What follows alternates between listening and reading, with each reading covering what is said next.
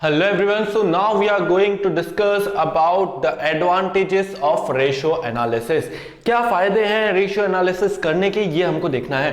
The numerical relationship throw light on many latent aspect of the business. ठीक है, तो जब हम न्यूमेरिकल रिलेशनशिप्स को देखते हैं, जब हम नंबर्स के रिलेशनशिप को देखते हैं, नंबर्स क्या, फर्म की सेल्स, प्रॉफिट, ठीक है, परचेज कितना करा है, सेल कितना करा है, उस पर प्रॉफिट कितना हुआ, रेवेन्यू कितना जनरेट हुआ है, ये सारी चीजें नंबर्स में देखने को मिलती है ना. तो जब हम न्यूमेरिकल रिलेशनशिप्स को देखते हैं तो वो हमारी कंपनी के बहुत सारे लेटेंट एस्पेक्ट पर नजर डालता है. मतलब बहुत सारे ऐसे एरियाज होते हैं जिनमें अगर काम किया जाए तो उधर बहुत अच्छे से हमको सक्सेस अचीव हो सकती है. तो if properly analyzed the ratio makes us understand various problems area. हमें ये पता चल जाता है कि कहां कौन से एरिया पर प्रॉब्लम है, as well as the bright spot of the business. और कौन से एरिया ऐसे हैं जिस पे अगर हम फोकस करते हैं तो हमें ये समझ आ जाता है कि हाँ, अगर इस चीज का प्रोडक्शन हम बढ़ा देंगे तो हमें यहां पर बिजनेस में फायदा हो जाएगा. ठीक है, the knowledge of problem areas help the management to take care of them in future. ठीक है, जो हमारे प्रॉब्लम एरिया होंगे उधर जब हम नजर डालेंगे रेशियो एनालिसिस करके तो मैनेजमेंट को इतना समझ में आ जाएगा कि हाँ, भविष्य में इन एरिया का ध्यान रखना है. ठीक है, the knowledge of areas which are working better helps you to improve the situation further. मतलब यहां पर यह हो जाता है कि अगर हम प्रॉपर्ली एनालाइज करते हैं तो हमें यह समझ में आ जाता है कि हाँ, बिजनेस का यह हिस्सा, ठीक है, बिजनेस का यह हिस्सा बहुत अच्छे से काम कर रहा है, तो हमें इस पर ध्यान देना है कि यह अच्छे से काम करता रहे. और बिजनेस का ये हिस्सा जो है वो किसमें है, वो डेंजर में है. किसमें है, वो डेंजर में है. तो हमें ध्यान देना है कि यहां पर हमको प्रॉपरली ध्यान देना है मैनेजमेंट को कि हम यहां पर प्रॉपर केयर करें ताकि भविष्य में चल के ये हमारे पूरे बिजनेस को ही खराब ना कर दे. क्लियर है. तो यहां पर एडवांटेजेस क्या हो जाएंगे, क्या क्या एडवांटेजेस हो सकते हैं रेशियो एनालिसिस के, वो एक बार देख लेते हैं. सबसे पहला advantage, helps understand efficiency of the decisions. The ratio analysis helps you to understand whether the business firm has taken right kind of operating, investing और फाइनेंसिंग डिसीजन. ऑपरेटिंग डिसीजंस वो होते हैं जो हमारे बिजनेस के रेगुलर, मतलब जिस चीज के लिए बिजनेस को एस्टेब्लिश किया गया है. जैसे अगर मैं मैन्युफैक्चरिंग कंपनी हूं तो सामान का खरीदना, सामान को बेचना, इससे रिलेटेड जितने भी डिसीजंस होंगे वो डिसीजंस ऑपरेटिंग डिसीजंस के अंदर आ जाएंगे.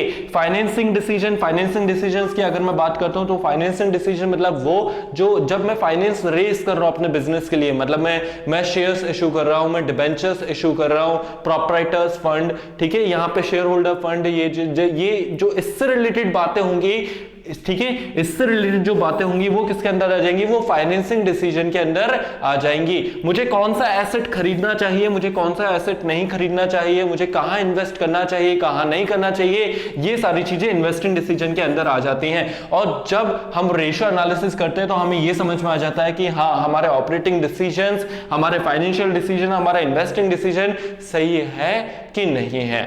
क्लियर है. इसके बाद simplify complex figure and establish relationship. ठीक है, तो जब एग्जाम का समय होता है ना, हम मैम के पास जाके जानबूझ के डाउट पूछते हैं कि मैम ये डाउट क्लियर कर दीजिए. अगर वो क्वेश्चन में आने वाला होता है ना तो मैम बहुत अच्छे से वो डाउट क्लियर कर देती हैं, और अगर वो एग्जाम पेपर में नहीं आने वाला होता है तो मैम बोलती कि ठीक है, उल्टा क्लियर कर देते, क्योंकि उनको भी पता है कि एग्जाम में तो ये टॉपिक दिया ही नहीं है. तो यहां पर जब हम मैम से वो पूछने जाए और मैम हमें आसपास की बातें बताएं तो हम ये जानना चाहते हैं मैम से कि मैम ये क्वेश्चन टॉपिक में, ये जो टॉपिक है, ये जो क्वेश्चन है एग्जाम में आएगा कि नहीं आएगा, हमें तो डायरेक्ट ये बताओ. चाहते तो यही है. ठीक है, जब यहां पर डिसीजन मेकर बैठते हैं, ठीक है, डिसीजन मेकर बैठते हैं तो बहुत बड़े या अपन ही कह लो, ठीक है, अपन को बहुत बड़े फिगर्स नहीं समझ में आएंगे. ठीक है, इतना सारा प्रॉफिट है, इतना सारा सेल्स है, हमें एकदम से नहीं समझ में आएगा.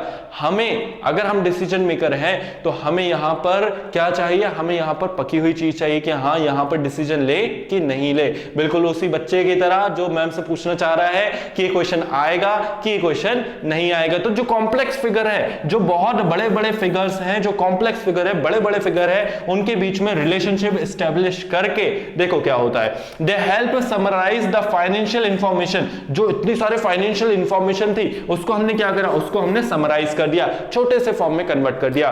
To summarise the financial information effectively and assess the managerial efficiency, assess the managerial efficiency कि मैनेजर मतलब हम जो अपना काम कर रहे हैं वो कितने एफिशिएंट तरीके से कर रहे हैं, ये हमको पता चल जाता है। Forms credit worthiness, forms credit worthiness, हमने जो उधारी ली थी वो हमने टाइम पे चुकाई कि नहीं चुकाई, ठीक है, हमको कितना लोन कहां से मिल सकता है, कौन दे सकता है, ये सारी चीजें भी हमको पता चल जाएगी। अर्निंग कैपेसिटी, हमारे फॉर्म की अर्निंग कैपेसिटी कितनी है ये भी हमको पता चल जाएगा। इसके बाद identification of the problem area, वो तो हमने ऊपर ही देख लिया कि जब हम रेशियो एनालिसिस करते हैं तो हमें ये पता चल जाता है कि कौन कौन से एरिया पे ज्यादा ध्यान देने की जरूरत है। एक बार रीड आउट कर लेते हैं। Ratio helps the business in identifying the problem area as well as the bright areas of the business. Problem areas would need more attention, problem areas would need more attention and bright area will need polishing to have better result, ठीक है। और जो bright area होंगे हमारे business के, जो bright area होंगे हमारे बिजनेस के, उसको हम और अच्छे से, उधर हम और अच्छे से काम करेंगे ताकि हम ज्यादा से ज्यादा प्रॉफिट भविष्य में अर्न कर सके। तो ये सब कुछ किसकी मदद से पॉसिबल हो पा रहा है, ये सब कुछ रेशियो की वजह से पॉसिबल हो पा रहा है, रेशियो एनालिसिस की वजह से पॉसिबल हो पा रहा है। इनेबल स्वॉट एनालिसिस, स्वॉट का मतलब यहां पे ध्यान से समझना, 4 वर्ड्स को हमने एब्रिविएट करके स्वॉट एनालिसिस बोल दिया है। वो 4 वर्ड होते हैं स्ट्रेंथ, वीकनेस, अपॉर्चुनिटी, थ्रेट्स, ठीक है। तो ratio helps a great deal in explaining the changes occurring in the business, ठीक है। तो रेशियो हमको जो है बहुत मदद कर देता है ये समझने के लिए कि हमारे बिजनेस में क्या क्या चेंज हो रहे हैं या हमारे बिजनेस एनवायरनमेंट में क्या क्या चीजें चेंज हो रही हैं। The information of change helps the management to great deal in understanding the current threats, ठीक है। करंट थ्रेट्स मतलब कि अभी हमारे ऊपर क्या खतरा है, थ्रेट्स का मतलब होता है खतरा, ठीक है। तो जब हम रेशियो एनालिसिस करते हैं तो हमें यह पता चल जाता है कि हमारे ऊपर क्या क्या खतरा मंडरा रहा है। इसके बाद कौन कौन सी अपॉर्चुनिटीज, कौन कौन सी ऐसी अपॉर्चुनिटीज हैं जिसमें हम अगर इन्वेस्ट करते हैं, जहां हम अगर हम कदम रखते हैं तो हमें सक्सेस अचीव हो जाएगी, इसके बारे में भी हमें रेशियो एनालिसिस करके पता चल जाएगा। And allows business to do its own स्वॉट एनालिसिस, जहां पे हम अपनी स्ट्रेंथ देखेंगे कि हमारी ताकत क्या है, हमारी वीकनेस, हमारी कमजोरी क्या है, और बिजनेस एनवायरनमेंट में कौन कौन सी अपॉर्चुनिटीज अवेलेबल है और क्या क्या खतरा मंडरा रहा है हमारे ऊपर। ये सारी चीजें, ये स्वॉट एनालिसिस हम खुद का अपने से कर सकते हैं। कब? जब हम रेशियो एनालिसिस कर रहे होंगे तब, ठीक है। तो रेशियो एनालिसिस क्या कर रहा है, रेशियो एनालिसिस इनेबल्स स्वॉट एनालिसिस। तो रेशियो एनालिसिस की मदद से हम अपनी स्ट्रेंथ, वीकनेस, अपॉर्चुनिटी और थ्रेट्स हम देख सकते हैं।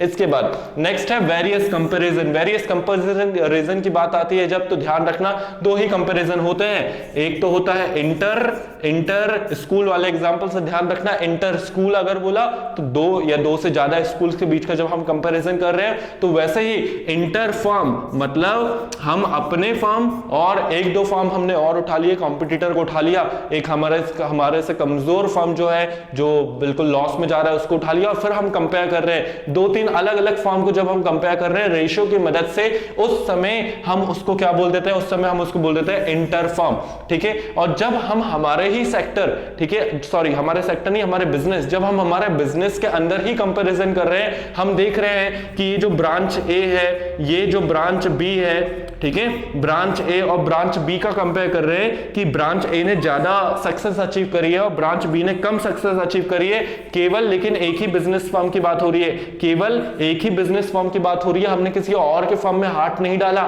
ठीक है, हमने किसी और के फर्म को नहीं देखा, हम अपने ही फर्म को देख रहे हैं, अपनी ही फर्म की अलग अलग ब्रांचेस को स्टडी कर रहे हैं। उस समय आप बोलोगे कि हम यहाँ पे कौन सा कंपैरिजन कर रहे हैं, हम यहाँ पे इंट्रा फर्म कंपैरिजन कर रहे हैं। बिल्कुल वैसे ही जैसे स्कूल के अंदर भी कंपटीशन होता है, स्कूल के अंदर ही अंदर कंपटीशन होता है अलग अलग हाउसेस के बीच में। क्लियर है? ठीक है। इसके बाद फॉर दिस पर्पस अच्छा अपन ने पूरा पढ़ा नहीं है। Ratio helps comparison with certain benchmark to assess as to whether firm performance is better or otherwise. ठीक है, तो यहां पे फर्म की परफॉर्मेंस जो है वो बेटर है या अदरवाइज से, मतलब कि नहीं है। ठीक है, तो for this purpose the profitability, liquidity, solvency etcetera of business में बी कंपेयर्ड, मतलब हम हमारी प्रॉफिटेबिलिटी को उठाकर दूसरों के फर्म से कंपेयर कर सकते हैं कि हमने तो इतना प्रॉफिट कमाया है, उसने तो बहुत ज्यादा प्रॉफिट कमा लिया, तो हमें समझ में आ जाएगा कि हाँ हम कहीं ना कहीं कम काम कर रहे हैं। ठीक है, लिक्विडिटी, हमारे पास इतने सारे लिक्विड एसेट है, सामने वाले के पास कम लिक्विड एसेट है, मतलब हाँ कहीं ना कहीं हमारी लिक्विडिटी पोजीशन अच्छी है। सॉल्वेंसी, मतलब हम अगर लाखों का भी उधार ले लेना तो हम चुका सकते हैं, हमारे अंदर इतनी कैपेसिटी है, सामने वाले के पास इतनी कैपेसिटी नहीं है, मतलब हम हमारी सॉल्वेंसी पोजीशन क्या है, हमारी सॉल्वेंसी पोजीशन अच्छी है। Except of a business may be compared over a number of accounting period with itself, मतलब हम यहां पे इंट्रा फर्म कंपैरिजन भी कर सकते हैं। अच्छा, इंट्रा फर्म कंपैरिजन ऐसे भी हो सकता है, मतलब मैंने जब बिजनेस स्टार्ट करा 2012, फॉर एग्जांपल मैंने 2012 में बिजनेस स्टार्ट करा और उस साल की सेल्स को मैंने उठा के देखा, और फिर मैंने उसी से 10 साल बाद 2022 में अपनी बिजनेस की सेल्स को उठा के देखा और फिर मैं कंपैरिजन कर रहा हूं। मैंने किसी और के बिजनेस के सेल्स को नहीं उठाया है, मैंने अपनी ही बिजनेस की सेल्स को उठाया है 2012 की और 2022 की। सेम फर्म है ना, क्या है, सेम फर्म है, दोबारा बोलो क्या है, सेम फर्म है, तो सेम फर्म में ही जब मैं कंपैरिजन कर रहा हूं तो मैं उसको क्या बोलूंगा, इंटर फर्म बोलूंगा कि इंट्रा फर्म बोलूंगा, बिल्कुल सही, इंट्रा फर्म, क्या बोलेंगे उसको, इंट्रा फर्म। या time series analysis with other business enterprise which is called inter firm comparison, मतलब 2022 की मैं अपनी सेल्स देख रहा हूं, ठीक है, अपने बिजनेस की सेल्स देख रहा हूं, और सामने वाला जो कॉम्पिटिटर है, कॉम्पिटिटर बिजनेस जो है, मैं उसकी भी सेल्स उठा के देख रहा हूं, ठीक है, मैं उसकी भी सेल्स उठा के देख रहा हूं। तो उस केस में मैं अपने बिजनेस और दूसरे के बिजनेस को कंपेयर कर रहा हूं। जब भी अपने से आप किसी अलग से कंपेयर करते हो, ठीक है, मतलब अपने बिजनेस के साथ किसी और के बिजनेस को कंपेयर करते हो, तो उस केस में आप उसको क्या बोलोगे, इंटर फर्म कंपैरिजन। इसके बाद with standard set for that firm, industry, और कंपैरिजन विद स्टैंडर्ड्स और इंडस्ट्री एक्सपेक्टेशन। इंडस्ट्री का मतलब होता है कि मार्केट में स्टैंडर्ड सेट हो जाता है। जैसे फॉर एग्जांपल अगर मैं मेडिसिन के मार्केट में बारे में एग्जांपल के बारे में बात करूं, मेडिसिन के मार्केट के बारे में बात करूं, तो वहां पे लगभग 50% मार्जिन का चलता है, 50% प्रॉफिट जो है अर्न कर सकते हैं, ठीक है। तो ये मार्केट का एक स्टैंडर्ड है कि हाँ अगर आप मेडिसिन के बिजनेस में हो तो आप 50% तक का मार्जिन, मतलब आप कोई दवाई 50 रुपए की लाओ तो 100 रुपए तक की बेच सकते हो, ये मार्केट का स्टैंडर्ड है, ठीक है। तो उसके अगेंस्ट में भी आप क्या कर सकते हो, उसके अगेंस्ट में भी आप कंपेयर कर सकते हो। जल्दी से इसको नोट डाउन करो। नेक्स्ट यहां पर हमको पढ़ना है लिमिटेशन ऑफ रेशियो एनालिसिस। क्या पढ़ना है, लिमिटेशन ऑफ रेशियो एनालिसिस। तो अब लिमिटेशन ऑफ रेशियो एनालिसिस की जब बात आ रही है, ध्यान से समझना क्या होता है लिमिटेशन मतलब कमजोरी, कि रेशियो एनालिसिस इतनी सारी अच्छी चीजें तो बता रहा है, प्रॉफिटेबिलिटी बता रहा है, लिक्विडिटी बता रहा है, सॉल्वेंसी बता रहा है, दूसरे फर्म से कंपेयर कर सकते हो, खुद के फर्म से कंपेयर कर सकते हो, तो इसमें भी क्या कमी है, कमजोरी है। देखो क्या है, limitation of accounting data gives an unwarranted, ठीक है, कोई वारंटी नहीं है उसकी, unwarranted impression of precision and finality, ठीक है। मतलब अकाउंटिंग जो, अच्छा हम जो रेशियो बना रहे हैं किसकी मदद से बना रहे हैं, हम फाइनेंशियल स्टेटमेंट की मदद से रेशियो बनाते हैं। तो फाइनेंशियल स्टेटमेंट के अंदर जो इंफॉर्मेशन है वो ही 100% सही नहीं होती है, ठीक है, एक्चुअल में वो 100% सही नहीं होती है। Accounting data reflect a combination of recorded fact, ठीक है। अकाउंटिंग डेटा मतलब जो हमें profit and loss account, balance sheet से जो इंफॉर्मेशन मिल रही है, reflect a combination of recorded fact, accounting conventions, personal judgement and convention applied affect them materially. मतलब कि यहां पर अकाउंटिंग इंफॉर्मेशन जो होती है वो 100% बिल्कुल एक्यूरेट नहीं होती है, ठीक है। मतलब हमने बोल दिया कि हमारा प्रॉफिट इतना हुआ है, हमने डेप्रिसिएशन इतना चार्ज करा है, जरूरी नहीं है कि दूसरी फर्म ने भी सेम तरीके से डेप्रिसिएशन वगैरह चार्ज करा हो। तो यहां पर ध्यान से समझना कि accounting data gives an unwarranted impression and unwarranted impression of precision and finality. In fact accounting data reflect a combination of recorded fact. ठीक है, अब अकाउंटिंग डेटा क्या रिफ्लेक्ट करता है? अकाउंटिंग डेटा हमें क्या बता रहा है? Reflect a combination of recorded fact, accounting conventions. ठीक है, अकाउंटिंग कन्वेक्शन हमने जो पढ़े थे लास्ट ईयर 11th क्लास के अंदर पढ़े थे हमने कि हाँ जो हमारी फर्म है वो चलती ही जाएगी, मतलब एक सोच हम डेवलप करते हैं कि हाँ हमारा बिजनेस ऐसा रहेगा। ठीक है, तो हम क्या देखते हैं, हम क्या सोचते हैं कि हमारा बिजनेस जो है चलता रहेगा। ठीक है, तो ये भी एक कन्वेक्शन है। नेक्स्ट हम बात करते हैं यहां पर price ignores price level changes. The financial accounting is based on a stable money measurement principle. मतलब हमारी बुक्स में जो वैल्यूज रिकॉर्डेड है हम उसके बेसिस पे अकाउंट्स प्रिपेयर करते हैं, हम उसके बेसिस पे अकाउंट्स प्रिपेयर करते हैं, मतलब हम हमारी बुक वैल्यू के बेसिस पे अकाउंट्स प्रिपेयर करते हैं। और जरूरी तो नहीं है कि हमने मशीनरी की अगर बुक्स में 2 लाख वैल्यू रखी है तो उसकी बाहर मार्केट में भी वैल्यू कितनी हो, 2 लाख ही हो। यहां पर फर्क आ जाता है, यहां पर फर्क आ जाता है। It's implicitly assumes that price level changes are either or non existence or minimal, but the truth is otherwise. तो हम क्या अज्यूम करके चलते हैं कि प्राइस लेवल जो है वो चेंज हो ही नहीं रहा है, या तो बहुत कम हो रहा है या तो ना के बराबर हो रहा है। तो उस केस में हम अकाउंट्स में ये चीज सोच के चलते हैं स्टेबल मनी पॉलिसी। ठीक है, स्टेबल मनी मेजरमेंट प्रिंसिपल हम सोच के चलते हैं कि हाँ मनी की जो वैल्यू है वो बिल्कुल सेम है। लेकिन सच इसके बिल्कुल विपरीत है, सच इसका बिल्कुल अलग है। प्राइस में फर्क आता जाता है लेकिन हम उन चीजों को अपने अकाउंट्स में ज्यादातर रिकॉर्ड नहीं करते हैं, और उन चीजों को अकाउंट्स में ना रिकॉर्ड करने के कारण रेशियो हमें परफेक्ट रिजल्ट नहीं देता है। Ignores qualitative or non-monetary aspect. Accounting provides information about quantitative or monetary aspect of business. ठीक है, hence the ratio also reflect the monetary aspect, ignoring completely the non-monetary qualitative factors. मतलब हमारी company का manager अच्छा है, हमारी companies के employees अच्छे हैं in comparison to other companies, तो ये चीजें क्या है, ये चीजें मिसिंग है। ठीक है, इन चीजों के बारे में कोई बात ही नहीं कर रहा है। सब बात किसकी कर रहे हैं? सब बात कर रहे हैं सेल्स की, प्रॉफिट की, परचेज कितना कर रहा है, सेल्स मार्जिन कितना है, इन सब चीजों के बारे में बात कर रहे हैं, मतलब नंबर्स के बारे में बात कर रहे हैं, लेकिन क्वालिटेटिव फैक्टर्स के बारे में कोई भी बात कर ही नहीं रहा है। तो यहां पर ये भी कमी है किसकी? रेशियो एनालिसिस की। वेरिएशन इन अकाउंटिंग प्रैक्टिस, ये भी ध्यान रखना है। जैसे डेप्रिसिएशन, मैंने आपको बताया डेप्रिसिएशन के 2 तरीके होते हैं, एक हो जाता है हमारा स्ट्रेट लाइन, ठीक है, एक हो जाता है हमारा स्ट्रेट लाइन मेथड और दूसरा हो जाता है हमारा रिटर्न डाउन वैल्यू मेथड। ठीक है, रिटर्न डाउन वैल्यू मेथड। ठीक है, इसके बाद अगर आप हायर स्टडीज में जाओगे तो आपको और भी पता चलेगा कि एक डेप्रिसिएशन चार्ज करने के बहुत सारे तरीके होते हैं। तो अगर यहां पर मैं रिटर्न डाउन वैल्यू मेथड से डेप्रिसिएशन चार्ज कर रहा हूं, मेरा फॉर्म, ठीक है, अपना फॉर्म, अपन जो है वो return down value method follow कर रहे हो और सामने वाला जो फॉर्म है वो स्ट्रेट लाइन मेथड को फॉलो कर रहा है, अपन हो गए फॉर्म 1, अपन हो गए फॉर्म 2, तो इन दोनों का कंपैरिजन बिल्कुल व्यर्थ है। इन दोनों को कंपेयर नहीं किया जा सकता, इन दोनों के बीच में रेशियो एस्टेब्लिश नहीं किए जा सकते हैं। क्यों? क्योंकि they were following different policies. तो variation in accounting practice, there are differing accounting policies for valuation of stock. Stock की वैल्यू करना, जो बच गया स्टॉक हमारा उसकी वैल्यूएशन करना, ठीक है, उसके भी तरीके बहुत सारे अलग अलग है। तो अगर कोई फर्म अलग तरीका फॉलो कर रही है, हम अलग तरीका फॉलो कर रहे हैं, तो उनके बीच में कंपैरिजन व्यर्थ है। Calculation of depreciation, treatment of intangibles available for various aspect of business transaction. These variations leaves a big question mark on the cross sectional analysis. तो हमने हमारी गुडविल को जो है अलग तरीके से निकाला है, ठीक है, इंटेंजिबल्स की बात कर रहे हैं ना, गुडविल, पेटेंट, ट्रेडमार्क, इन सब चीजों के बारे में। तो हमने हमारी फर्म की गुडविल अलग तरीके से निकाली है, सामने वाले फर्म ने अपनी गुडविल अलग तरीके से निकाली है, ठीक है, और इस गुडविल के अलग अलग तरीके से निकालने के चक्कर में हम हमारे अकाउंट्स के रिकॉर्ड को क्या नहीं कर सकते, हम हमारे अकाउंटिंग रिकॉर्ड्स को कंपेयर नहीं कर सकते, क्योंकि वहां पे उसने अलग पॉलिसी फॉलो करी है, हमने अलग पॉलिसी फॉलो करी है। क्लियर है?